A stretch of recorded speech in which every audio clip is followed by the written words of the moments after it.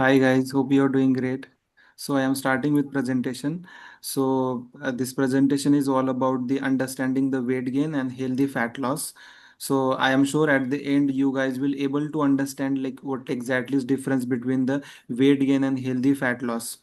So before talking about the losing weight, it's important like we understood about the how weight gain happens. So weight gain occurs when we regular consume the more calories than our body needs, and this like calories stored in our body in the form of fat, and this can be result of overeating, inactivity, stress, and the poor sleep and hormonal issues. Then next is the healthy fat loss.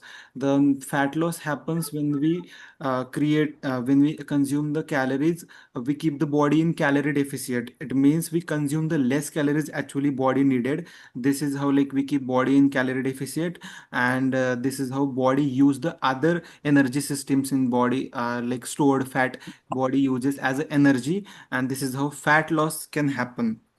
So this is the difference between weight gain and fat loss. So but when it comes to healthy fat loss, people oftenly starve themselves or they fasting, but this is not gonna help for a long time.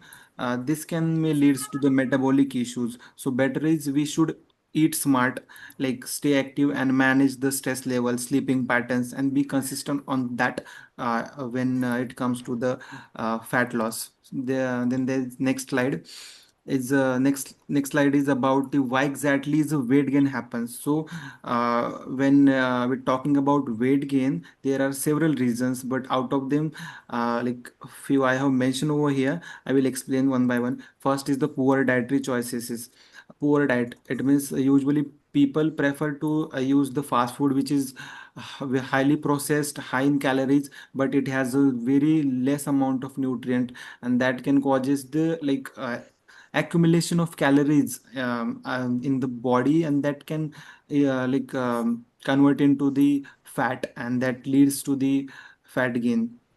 Then sedentary lifestyle, it means like inactivity, reduce inactivity of the body. Usually people works in corporate, they sit for 5 6 hours at a single place, and they just don't uh, keep their body active, I mean physically. So that again causes the lack of activity, and it uh, causes the weight gain. Then hormonal imbalance, especially in the females like who suffering from PCOS, then hyperthyroidism, which can slows down the metabolism and again can causes the obesity, that is fat gain, weight gain. Then the stress and emotions, day to day people usually go throughout the different types of stress and emotions. These are like a prominent thing that can leads to the unhealthy eating, then emotional eating, and that can again leads to the weight gain in the body, especially when somebody is passing throughout the stress basically, there is increase of cortisol level in the body, and cortisol level is again linked with the storage of fat in the body. So this is how fat, again the weight gain can happen. Then emotional eating, people usually whenever they passing through any emotional trauma or something, they usually just don't eat according to their hunger, they eat emotional, that is emotional eating, because of they are passing through something emotional trauma. So this is also a reason. And last is the lack of sleep. Then if there is sleeping pattern is not right, I mean if there is sleep, there is not enough amount of sleep, like 6 to 7 hours, that can again leads to like causing of different problems like the hormonal imbalance. Then it can leads to like disturbing the other activities, day-to-day activities of the life. And this is how sleeping patterns can also leads to weight gain. When So next slide is, whenever there is a weight gain, body shows its sign in terms of by the in a different ways, like physical effect, metabolic effect, and emotional effect. We all are aware about the physical effect. Whenever there is a weight gain, people usually feel fatigue easily, and they faces poor digestion issues, then joint health, joint pain, then common breathlessness. Whenever they're trying to do any cardiovascular activity, they feel breathless.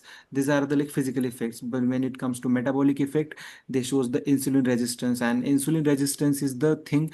If we don't treat it initial level, it can causes to complication like the type 2 diabetes.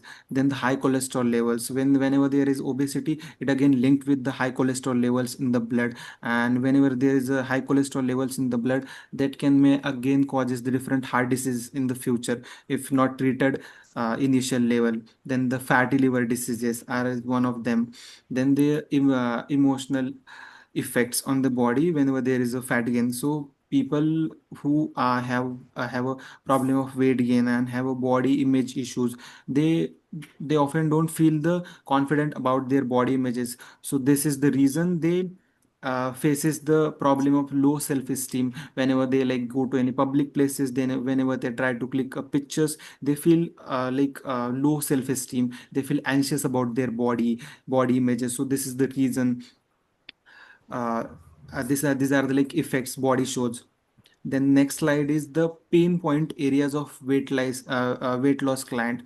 So a client who's basically looking for a weight loss, he passes through a lots of pain areas. Like these are the few pain areas they usually faces, like feeling stuck. Like after of trying like so many diets, they still feel like stuck. They don't feel like anything is working out. Initially sometimes it maybe can help, but after trying different diet, they again stuck at the same weight, and they feel like feeling stuck. Then low motivation, they don't feel enough motivated to do the weight loss. Maybe they don't get the right guidance to weight loss. Then fear of judgment, whenever they try to do weight loss, they feel like a fear of getting judged by the others. This is the one of the pain area that client faces. Then confusion, they due to the not having enough amount of nutrition, then the weight loss training knowledge, they feel confused, or misguidance of by somebody, they feel confused. There are lots of crash diets, and the techniques are available on the internet. So again, due to watching this content, they feel confused, like which diet whether should I follow, like to get in shape. So this is also one of the reason. So these are basically pain point areas of weight loss client which faces. Then next is I have basically prepared. I have given few myths usually people faces, or usually say whenever they go to fat loss. People so myths. So starving can help the weight loss, but actually it doesn't help the weight loss. Starving can make a person low in energy. It can feel low in energy if person can starve themselves for 2-3 days. Then again it can leads to the metabolic diseases when there is a starving. Then can exercise out a bad diet. Then often many people think only can exercise help, diet doesn't help, but it's not a thing. There should be a synergic, there is synergic effect of the both the things. They both the things are should be there, or then and then only there is can weight loss can happen. Then many people that think fat turn into the muscle, so this is not a thing. Fat and muscle both are the different tissues, and both have the different properties. Then often people says carbs are the bad whenever there is a weight loss, but this is not a thing. Again, complex carbs are the essential source for the energy, so carbs are really important. We just have to choose what is right and what is wrong. And obviously people who don't have the right guidance and the knowledge about nutrition, they don't get it. They feel confused by watching different things on the internet. So this was the few myths about the weight loss. Next is the healthy craving swaps. So people often feel hungry during evening, then the breakfast time, and they prefer to eat like whatever is available in the house. But instead of that, if they follow this habit, like choosing the healthy things instead of having anything which is available in the home, like this is not going to help. So people should follow this, uh, and this will really help. So often people crave for the chips or the namkeen. So instead of that, they should use makhana, roasted makhanas. This will really help as it's healthy. Then to many people's like post dinner lunch, they feel that sweet craving. I want to have something sweet. So like instead of having something like sweet, which is the high in sugar, high in processed sugar, instead they should have the healthy sources of the sweet. And healthy sources are like khajur, dates, then the dark chocolate. Then the other options are also there, like whenever there is a tea time, instead of sugary snacks, they should eat the masala chana. I mean, these are the few just examples.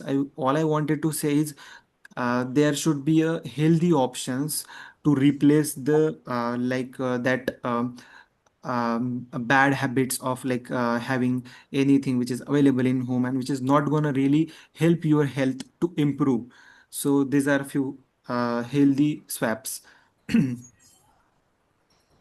So the next slide is about the this is about the food pyramid. So whenever there is a weight loss, there should be a balance of the all these five things. Like the nutrition is based, then the training, then sleep and recovery, stress management, and supplements if needed. So nutrition is the base. So training for the building of the new muscles and the fat loss training is important. Then sleep and recovery is also important for the crucial and maintaining the hormonal balance in the body. Recovery is also important. Whenever there is the fat loss, there will be muscle gain happens, and for that recovery, proper sleep is important. Then stress management, if there is a proper stress management, there will be a reduction in cortisol level, and cortisol level is again it links with the fat storage.